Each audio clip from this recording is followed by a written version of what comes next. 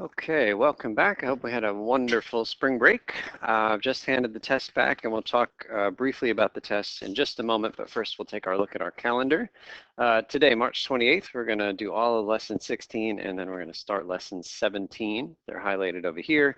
You can see both of the topics today have to do with radicals. So we're going to talk a bunch about radicals and then conclude with rational exponents. So that's the plan for right now. So again, we're starting on page 129. What I'd like to do in terms of the test, I want to go through one example. First, I will share with you some statistics. The median grade was 76. That means half of you did better than 76 and half of you did lower than 76. The high grade was a very high 98. Okay, so in terms of our standing in this course, so if you go to the little grade snapshot sheet on the back of the first page, it gives you a number and a letter for if the course were to end today. And I'll remind you that in any developmental course here at GCC, a grade of D is not possible. Literally, I cannot assign a D when I type in grades at the end of the semester for this class. And so in order to pass, you need at least a C minus. And for me, a C minus, the cutoff is 70%. So what you need to do is think right now about how close you are to that magic number of 70%. You want to be on the plus side of 70% and hopefully with a big old buffer just in case as the material gets harder, the grades go down a little bit throughout the course of the semester. I will say that there are lots of resources available to you if you are not happy with the current grade, that current snapshot grade for where you are right now. Right across the hall is the Math Studio. Right above the library is peer tutoring. I have office hours. And I'm available a lot of the time. I'm here 5 days a week. There are a bunch of resources available. In most cases, the solution to grades not being as high as you want them to be is spend more time. And I know that that is difficult because you have other responsibilities, other classes and family responsibilities and work responsibilities and lots of other things. So spending more time is easy for me to say, but might be hard for you to implement. But oftentimes that is the solution. Okay, so I just wanted to do one question from this test on the board. Number 5A, can you guys flip to that one right now? 5A.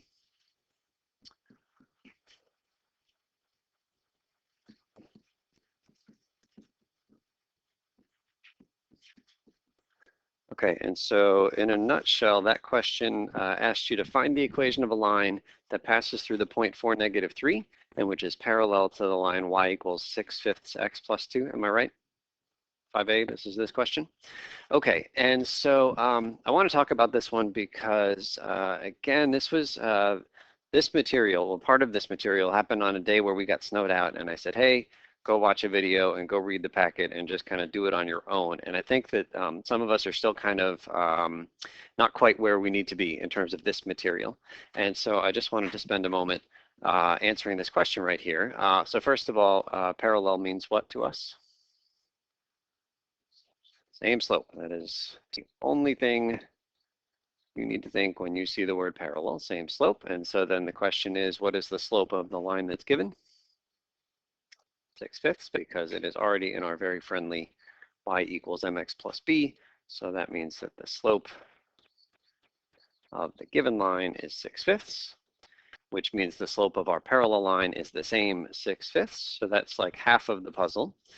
And most of us got that half of the puzzle right, but where we faltered, many of us, is finding the y-intercept. So I'm going to start with our generic y equals mx plus b for the line we are after.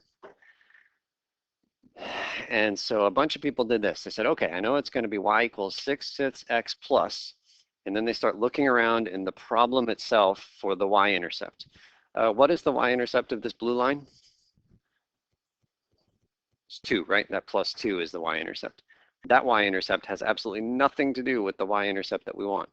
So we get no information from that plus 2. It's just a distraction. 4, -3, what's the y-coordinate? It's -3. That has nothing to do with the y-intercept. You can't just put -3. You got to put the y-intercept. There's only one particular number we're after, and it's nowhere here on the board. We need to do work to find it. You can't make one up.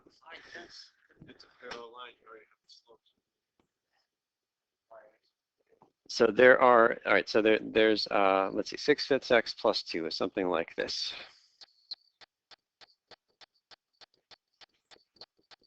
Okay, and how many lines are there anywhere in the world that are parallel to that one?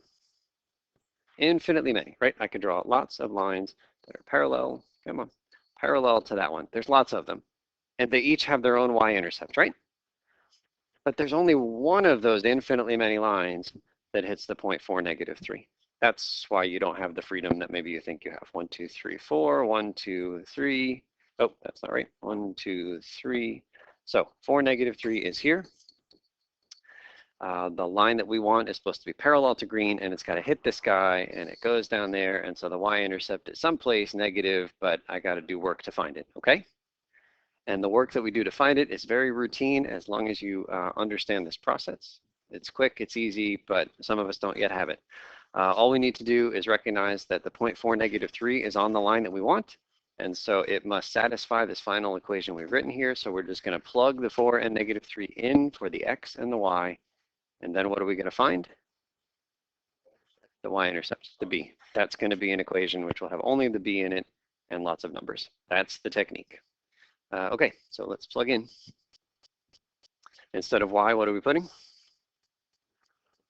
-3 equals 6/5. Instead of x, what are we putting? 4. Plus, instead of b, what are we putting? It's kind of a trick question. It's b. That's what we're putting. And this is an equation that we can solve. Right? Okay, so just a little bit of fraction stuff. How do we multiply? I'll make this 4 a fraction by putting 4 over 1. How do we multiply fractions? Straight across. So -3 equals upstairs, straight across is 24. Downstairs, straight across is 1. So I got 24/5 plus b. What do I do to both sides to solve for b?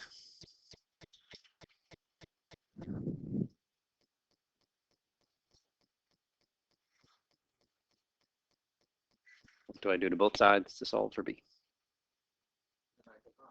It's not division. I need to subtract this 24/5, right? Right now it's some number plus b. So we subtract it. Yeah, that's okay.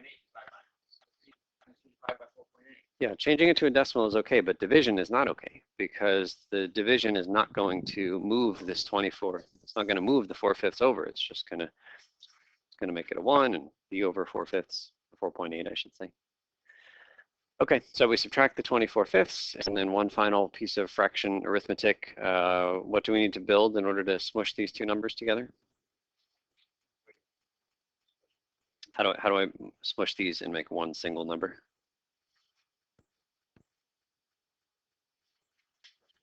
We need a common denominator. Right? Okay. Right. So the common denominator here is 5.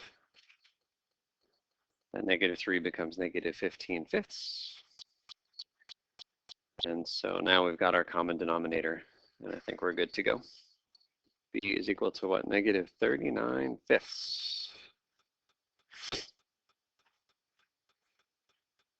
So then our final answer is here.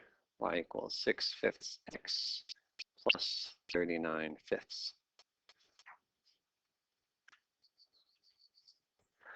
So the fraction stuff added a little bit of complexity to this problem, but really that's not the reason I wanted to spend our time doing it.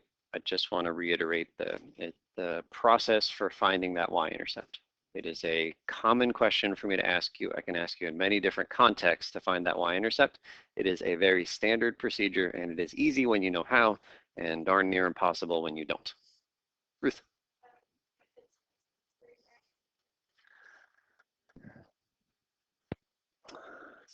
Details here, details, Ruth. Just because I make a mistake doesn't mean it's wrong. All right, let's see, -39/5. Thank you.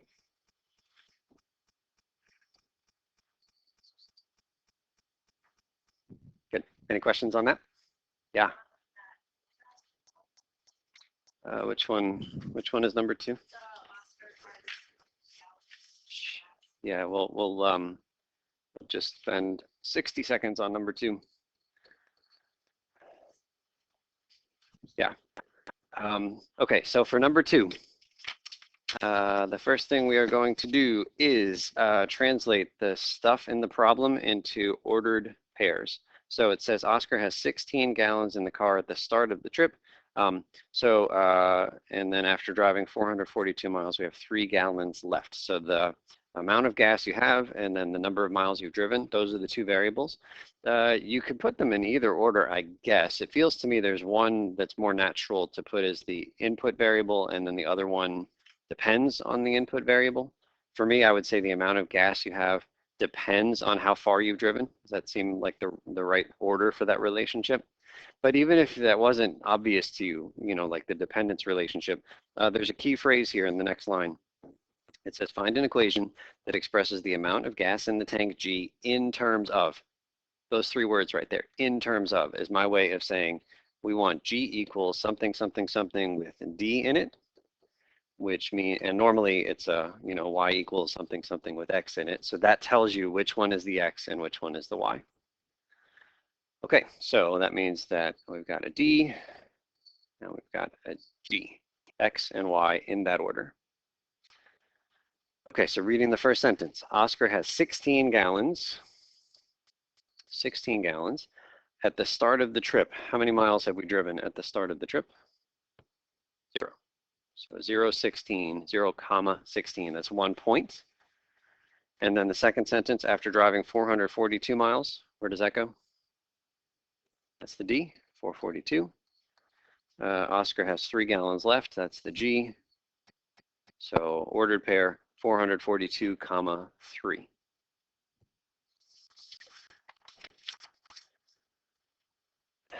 And then this problem boils down to find the equation of a line that passes through 2 points.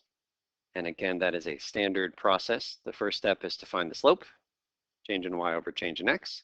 And once you know the slope, it is now the same problem that we just did with the parallel line, because it's a find the slope and then find the y-intercept. So it's the same process there. Okay. All right. So I think that's good with the test. Let's start the new stuff. So again, we're here on page, where are we now? 129. Let's give this a shot. Okay, so let's get those tests away. You can take a look at them later on. I encourage everybody to go through any of the problems that you lost points on and see if you can figure out how to do them right before we get to our next test or quiz. Okay, daily summary. In this lesson, we simplify expressions that contain radicals. This lesson is a bit unusual in that we have 2 demos and 2 activities, so things are going to be broken up a little bit differently today from how they normally are for us. Okay, number 1, some easier stuff. We know that the square root of 49 equals 7. Since 7 times 7 is 49, 7 times 7 has 2 copies. That's what we're after when we're looking for a square root. Similarly, the cube root of 64, that's what the little 3 means. Cube root of 64 is 4. Since 4 times 4 times 4, that's 3 copies, 3 matching that little 3 in the front, is equal to 64, okay?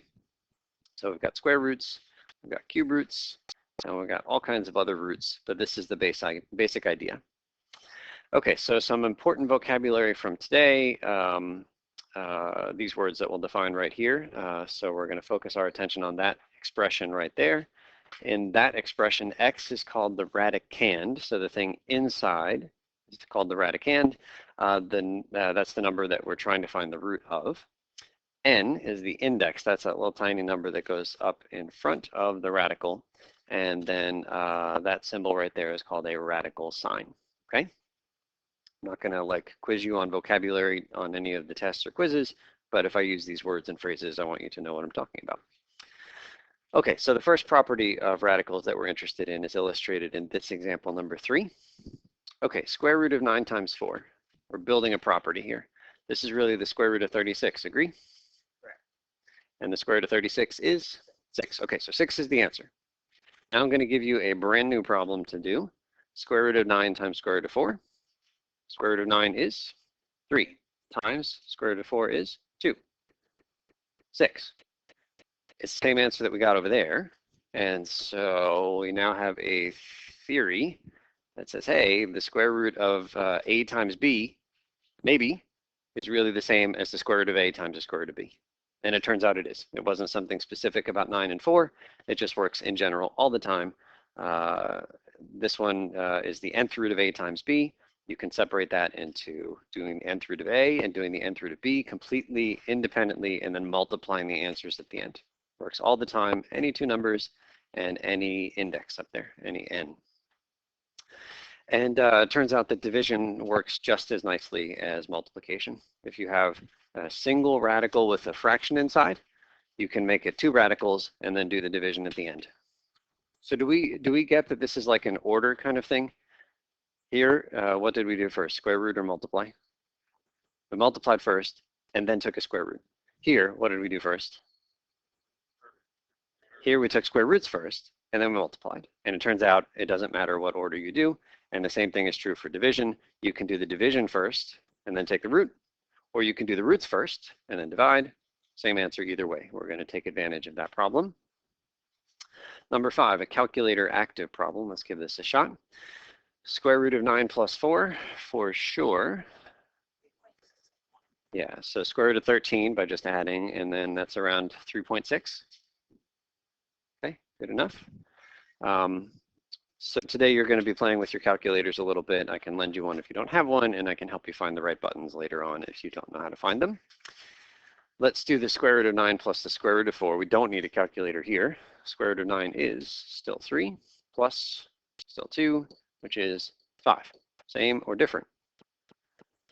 It's different, right? 3.6 is not the same as 5. So what that means is that no matter how tempting it might be to think, oh, the square root of 9 plus 4, I can just separate into two square roots and add, you can't. It doesn't work, right? It's not equal. So like it seems reasonable to be able to do that. It worked really well for multiplication and division. It does not work at all for addition. It does not work at all for subtraction. So radicals of the form square root of x plus y and square root of x minus y cannot be simplified.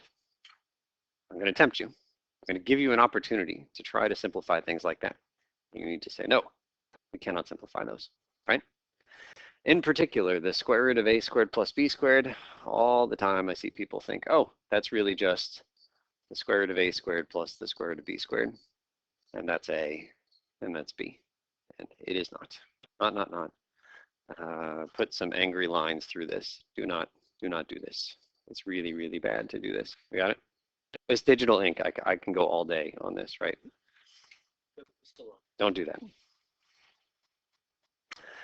Okay, let's simplify the fourth root of 48. Fourth root of 48. All right, so first of all, we might not know our fourth powers all that well, but I've given you a sheet. I think it's the very first page of this packet. Can you take a quick look there? See that big old table? So we need to start to be able to use that table because there are going to be moments where I don't want you to use your calculator today. Okay, so the fourth root of 48, taking a look at that table, look for the column that says perfect fourth powers. Everybody see it? Perfect fourth powers. Is 48 one of the numbers in that list? No. So if you type in the fourth root of 48 on your calculator, you're going to get some messy decimal. It's going to go on forever. That's okay. We're going to simplify it. But 48 is not in that list. So here's what we're after. We're after a number that is in the list. Continue to look at that fourth powers column. You want a number that's in that list that goes into 48 evenly. 16 goes into 48 evenly. So here's the technique. I'm going to write it here even though it's written out. All right, fourth root of 48 is equal to fourth root of 16 is in our list. 16 goes evenly into 48. How many times? 3 times, right? 16 times 3 is 48. And the reason this is productive to factor 48 in exactly this way is that according to our nice property about,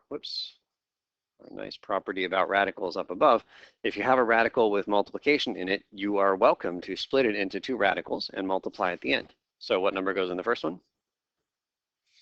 16, and in the other one, 3, right?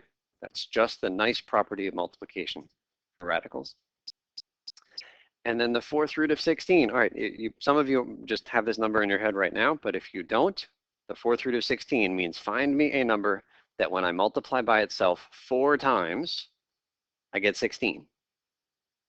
Some number times itself 4 times is 16. 2 is the magic number. Even if you don't have that in your head, look on the first page. I still want you to be able to use the chart. Even if you have it in your head, look in the first page, go to that perfect fourth powers column, find the 16, and then where do we see the answer to on that first page? Find the number 16 in that column, and then where's the answer of 2? Where do we go from the 16? All the way to the left. We see the 2? Okay. So all the way to the left. So we find the 16, and then we go all the way to the left. Yeah, got to find the correct 16. So the fourth root of 16 is 2. The fourth root of 3 is nothing nice. We just leave it there. And so I'll highlight and say that this is the simplified version of the fourth root of 48. They're both equal.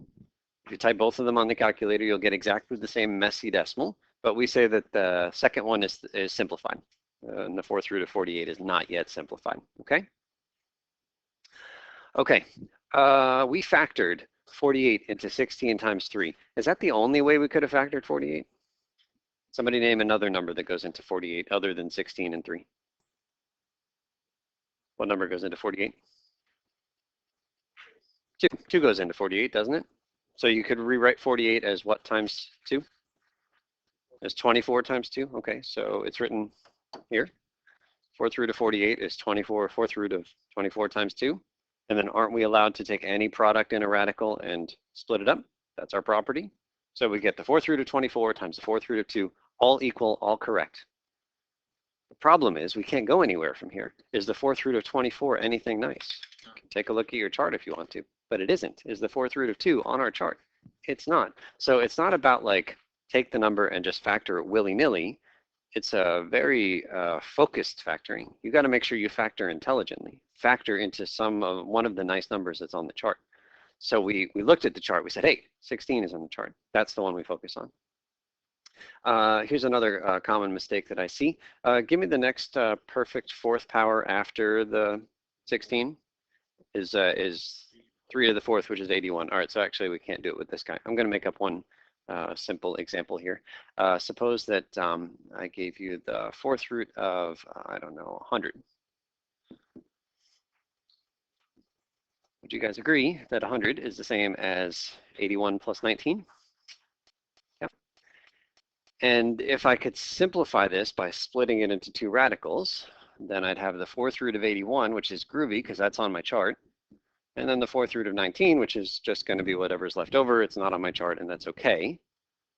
Can I do that? No. Why can't I do that? It's addition. So again, you got to focus on the properties that work and also know what doesn't work. It's going to be tempting to use addition, but there's no point because you can't go anywhere with that. So I'm going to use my same angry green. No, no, no, no, no, it doesn't work. I cannot do that. Okay, simplifying, here's a real common test quiz type question. Simplifying the square root of 12 minus 2 times the square root of 75. So I'm not going to write this one out, we're just going to read and point. But at the moment, there's nothing I can do to smush these things together. The 12 and the 75, in order to smush together, they need to be exactly the same number. Okay, so what we're going to do is deal with these guys separately. So I'm going to highlight here. Square root of 12, we're going to factor 12. There's a couple of choices. You could do 6 times 2. You could do 4 times 3. But thinking ahead, the only things that are going to be useful are perfect squares that go into 12. 6 and 2, are they useful to us? Is the square root of 6 anything good?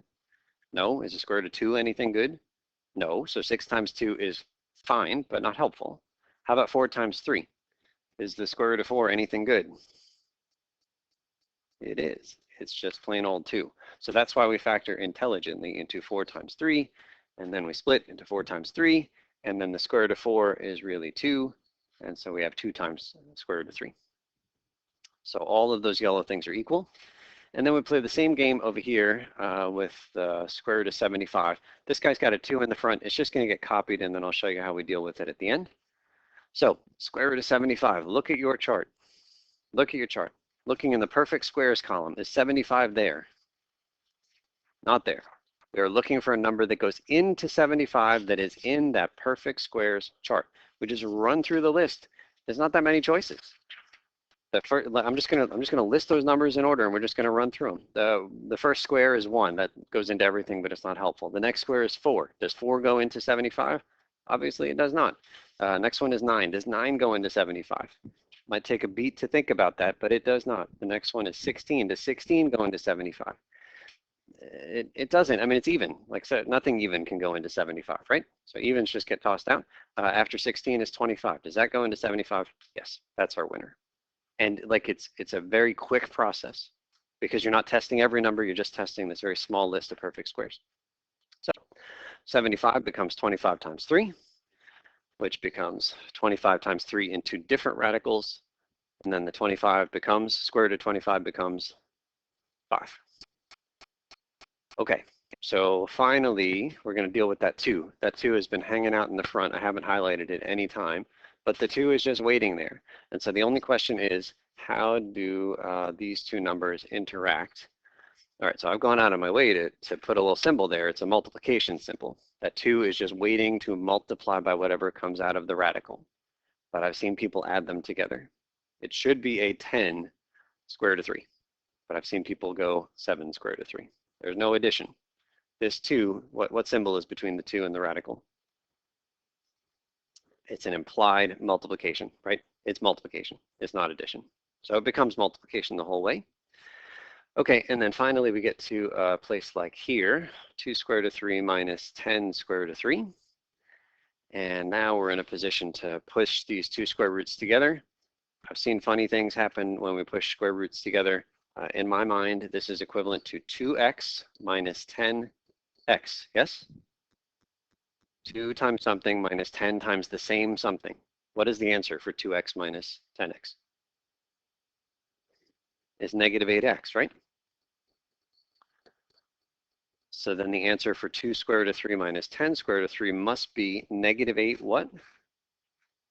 Square root of 3. Negative 8 square root of 3 is the right answer. It's the final answer, and it's simplified. But the funny things that I've seen before are people doing something like this. They look and they say, okay, 2 minus 10 is negative 8, and then the square root of 3, square root of 3, that becomes 3 times 3. Or it becomes 3 plus 3, or it becomes 3 minus 3. It becomes lots of other things that it should not become. These 3's are not interacting in any way, just like the 2x and the 10x. The x's are just a placeholder. They're just hanging out. Nothing happened to that x, right? It's just about the numbers in the front, the 2 and the 10. Okay, so I think that's good there. Like I said, very standard question. Let's go on to the next page. And here's our conclusion about how to smush together radicals. We can only add and subtract radicals if they are like radicals. Radicals are called like if they have the same radicand and the same index. That is to say the number inside the radical is exactly the same. What was that number in this problem? What was the number in the radical in the one we just did? There was 3, right? It was 3. At the end of the day, it was a 3, right? It was 12 and 75 at the start, and we couldn't do anything with that. But at the end of the day, they both became 3. And also got to have the same index. For square roots, there's actually no little tiny number written up there, but there's an implied one. What is it? Square root really means square root with what number here? It's an implied 2, because we're saying 2 copies. Yeah, if it's just a square root, it's an implied 2. Okay, and then we've seen some of these already, but let's use our chart to make sure we can do them. So go to the first page of your chart there. See if you can find the cube root of 64. You're actually going to find 64 in 2 different spots on this chart, but one of them is not relevant. As soon as I see a cube root, I am looking at the perfect cubes, right? What is the cube root of 64? It is 4. Just reading it off the chart, you find 64 in the correct column, shoot all the way to the left. You see a 4? 4th root of 16, we've done that one today, but look in the chart. 4th root of 16 is 2, just from the chart. Okay, so we're going to pause here. Like I said, today's going to be a little bit different in terms of the pacing of our class. We're going to pause here and do the first activity, and at some point in the not too distant future, we're going to come back together again and do another demo, okay? So I just want to point out one thing from this activity before we move on to the second demo here on question B. I just want to focus on the 32 part, not even the 3 so much, but the 32. So one way to factor 32 is 4 times 8, agree? And that's promising because the square root of 4 is something nice. So there's my 4 times 8. There's splitting it up into 2 radicals. I am not going to require that you write this step on any test or quiz, but in the beginning, until you are super comfortable with it, I think you should write it down to really see what's going on. It's tempting and okay to immediately go from that to that, but I think skipping that intermediate step too early is a bad idea. Okay, and so then the square root of 4 comes outside and becomes a 2, and the 3 multiplies by the 2, and we get 6 square root of 8. All good, it's correct. The problem is square root of 8 is not simplified. You can go farther, and you have to go farther. And so we factor 8 as 4 times 2, yeah, and then 4 times 2 in 2 different radicals. Square root of 4 comes out again as a 2, and then that 6 is hanging out waiting to multiply, and we get 12 square root of 2. That's correct, and that's our final simplified answer. What's that? Yeah, that's for B. Well, I haven't dealt with the square root of 50 part. I'm just looking at the second guy. But I just want to highlight that there's actually a more efficient way to handle this one. The fact that we had to do that square rooting twice means that there was a better number we could have started with, a better way to factor. 32, 4 times 8 was great, but we can do bigger than 4. What bigger perfect square goes in? It's 16. 16 goes into 32. How many times? 2. And then we split into 2 radicals. Square root of 16 comes out as 4. And now finally we can multiply the numbers outside the radical. So we get 12 square root of 2, which of course is the same thing, but it's sure a whole lot quicker and less prone to error to do the second way. So the moral of the story, bigger is better when it comes to simplifying radicals. I mentioned to Mason earlier, talking about this problem. In kindergarten, they told you to not be greedy, right? It's one of the lessons. We are going counter to that. In terms of simplifying radicals, be greedy. Don't necessarily take the first factor you can find. Look for the biggest factor you can find, right? That's the most efficient way to tackle it. Okay, so let's move on. Even if you didn't finish there, let's move on to demo number 2, which is on page 132 right here. Okay, so number 1 here says recall. Oh, maybe this is a good time to stand up and stretch. Everybody stand up and stretch. Okay, number 1 says recall. We've done this one today. The cube root of 64 is 4. You might have it memorized. Maybe you look at that chart. Either way. Said another way. The 4 cubed that you see there is exactly the same as the 64 we see, right? 4 cubed is 64. And so this first equation rewritten is equivalent to this second equation. The cube root of 4 cubed is 4. And there's a really nice simplifying that's happening here. The key idea is that that cube root and that cubed are in a very real sense opposites of each other, inverses of each other. They undo each other, right? Taking the cube root and cubing a number are exactly opposite. And so in a real sense, they cancel. And the cube root and the cube go away, and the 4 just gets copied as your final answer is 4. And so maybe a little bit more generally, the cube root of x cubed, the cube root and the cube cancel, and what is the cube root of x cubed equal to? It is just plain x, just like the 4 came outside and became a 4. How about the 4th root of x to the 4th? It is x. So the key idea here is that if the power matches perfectly with the, do you remember the word for this little number? Starts with an I? Fibonacci? No. Good try though. No, that's a good try as well. Index. Index is what we're looking for. If the power happens to match perfectly with the index, you cancel everything and you just get this stuff inside, okay? That's going to be helpful to us here in number 3. What we are going to do is simplify the 5th root of 32x to the 45th. 32x to the 45th. Okay, what I'd really love to see is something like this. You don't need to write this, but what power would I love to see right up there? I would love to see a 5 right there, right?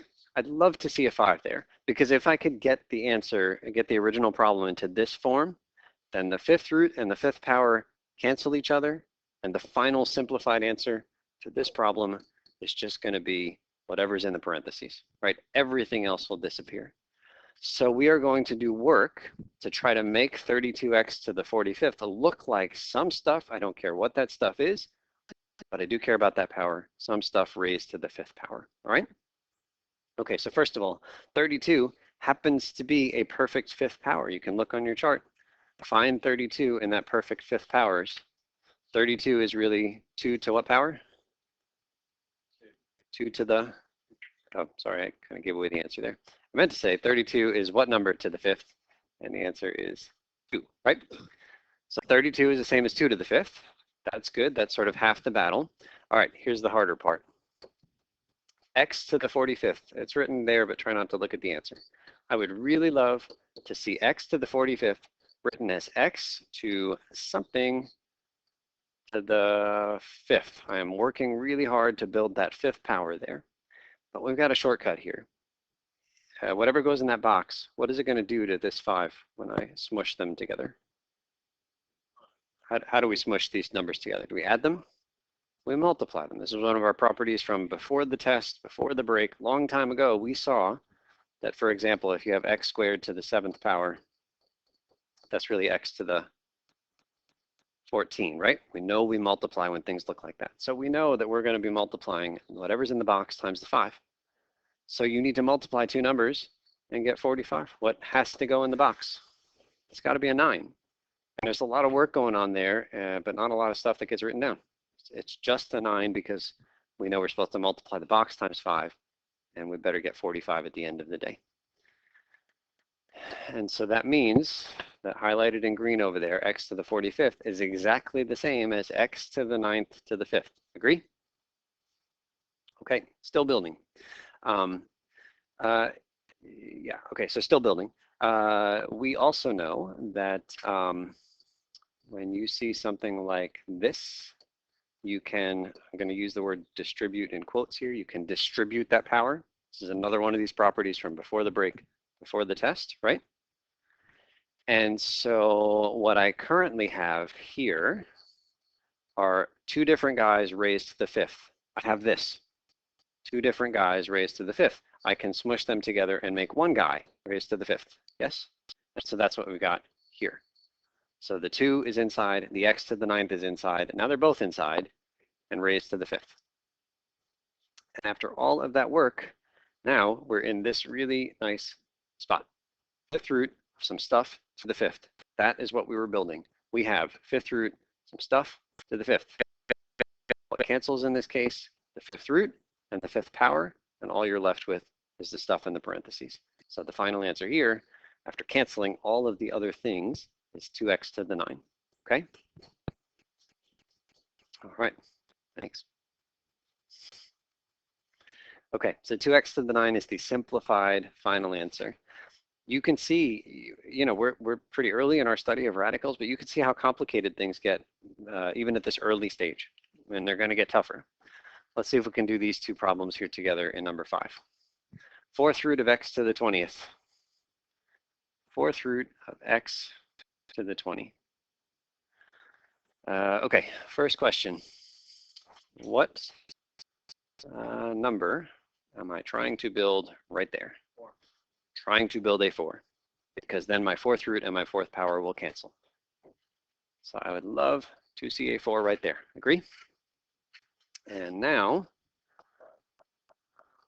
what do we do with the two numbers in the boxes when we smush together? We multiply, right? That needs to guide us. Some number in green multiplied by this 4 is supposed to give us the 20 that we had originally. So it's a 5, right? It's a 5.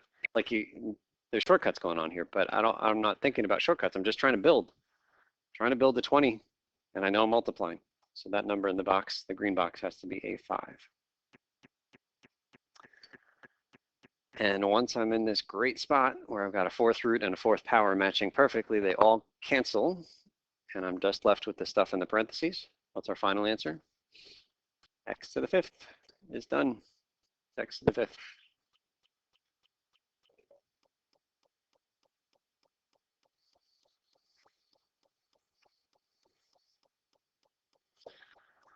Okay, let's tackle this guy here. Cube root.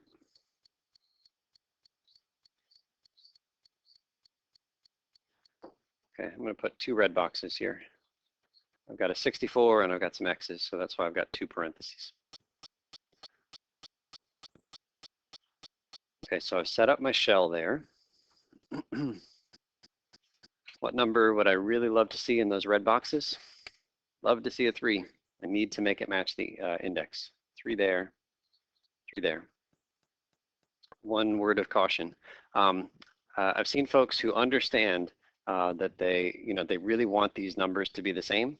Like we wanted them to be 4s in this case, and they'll do work to try to impact this guy. They'll say, oh, if I could just make that a 20, then good things will happen, and I agree.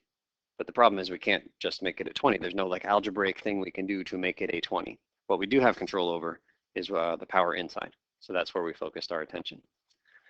Okay, so coming over here, looking first at the 64.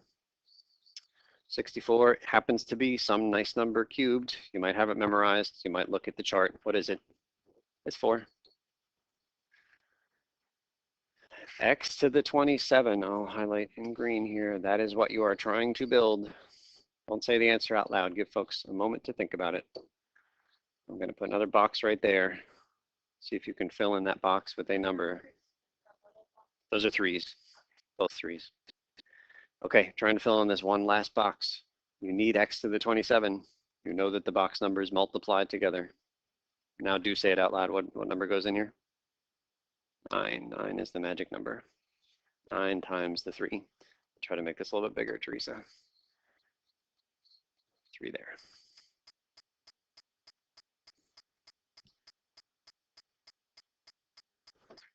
Okay. Cube root of. One last step before the nice canceling step. I recognize that these are both cubes. They're both to the 3rd, which means I can smush them together. What goes in the parentheses? 4 and also X to the 9, right? Both of those things now go into one set of parentheses.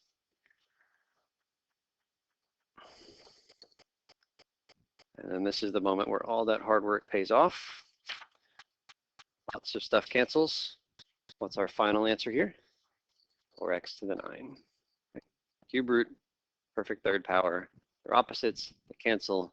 You just get the stuff in the parentheses. Did I mention this is hard? Yeah.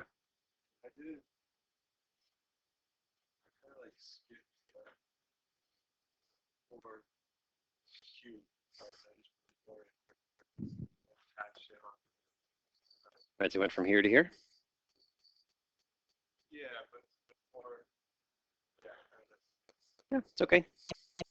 Yeah, I don't need to see this one, this one step right here.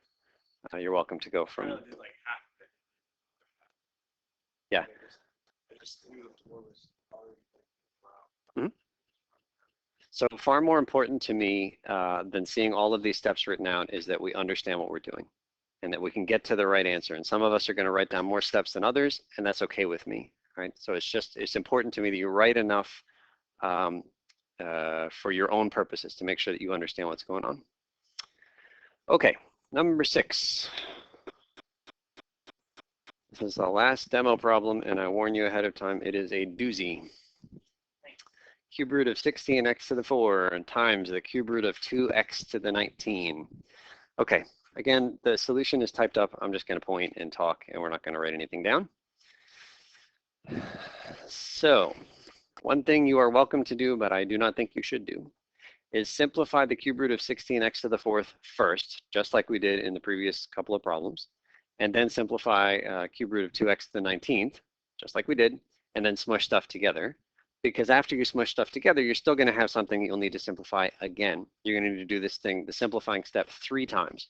But it turns out that there's an easier way that makes it so we only have to do the simplifying step once, and that's great because the simplifying step is the hard step.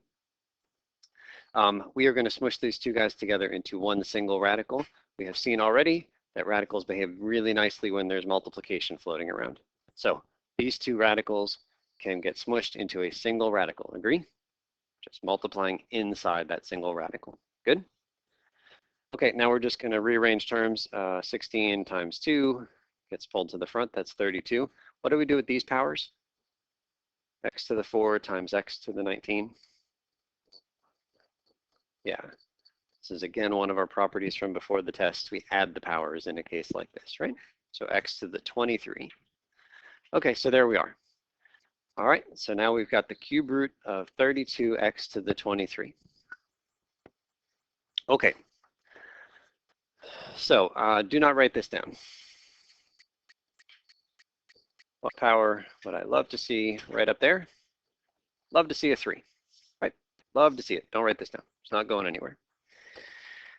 So I'd really like 32 to be a perfect cube. Well, look in your chart. Is 32 a perfect cube?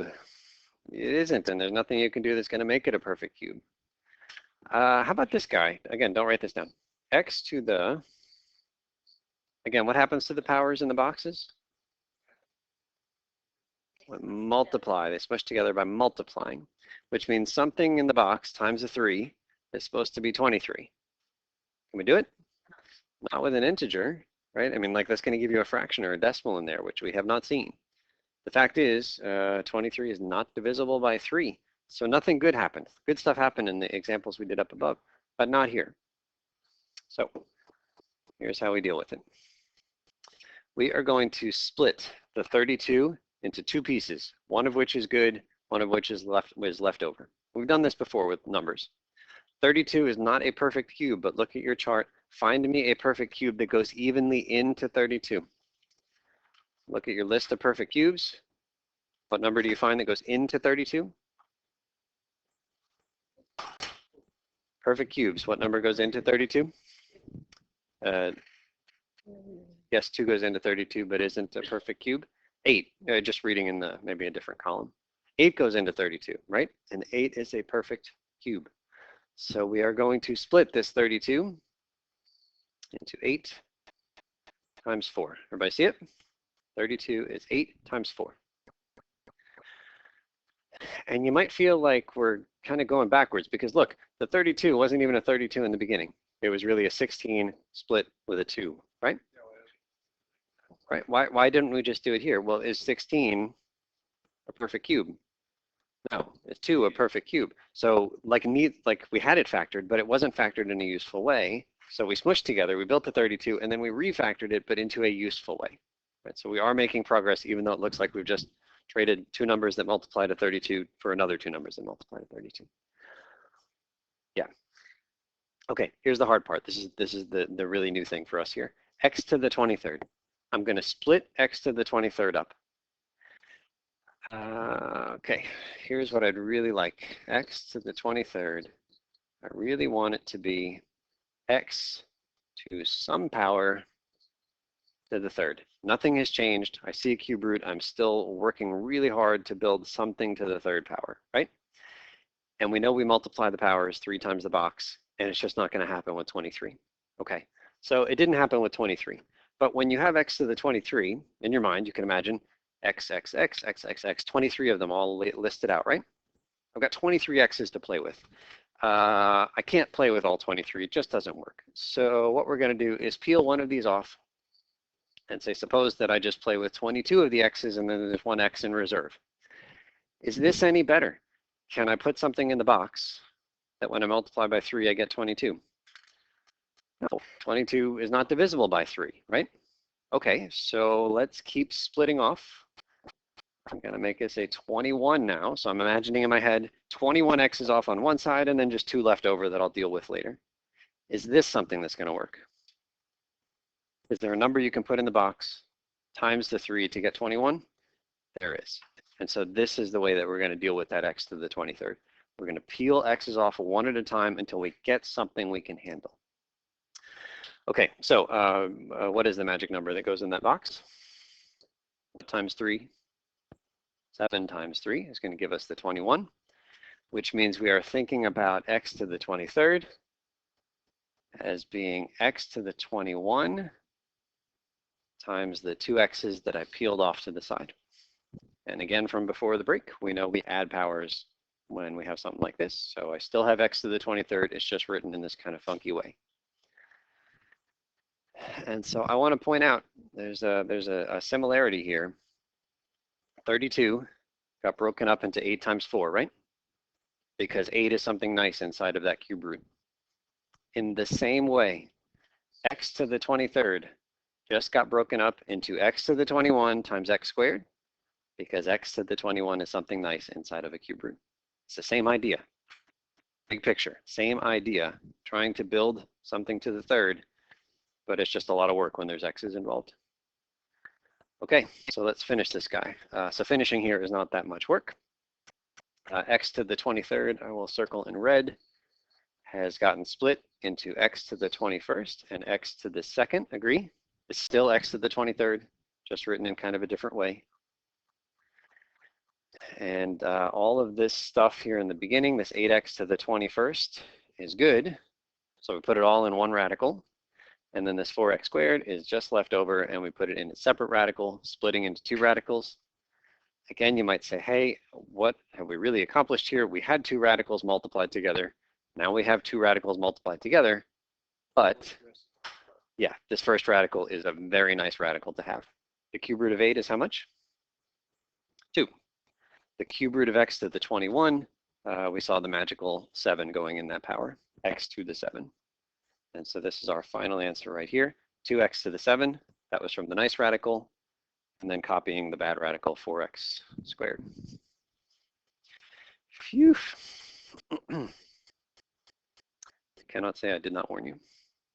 These are tough. I know that they are tough. Yeah. Some of the students in my other class wear helmets just so they don't get the brain matter on the walls when the head explodes. Yeah. Okay, so move on to the next page. And let's see if you can carefully work through this activity.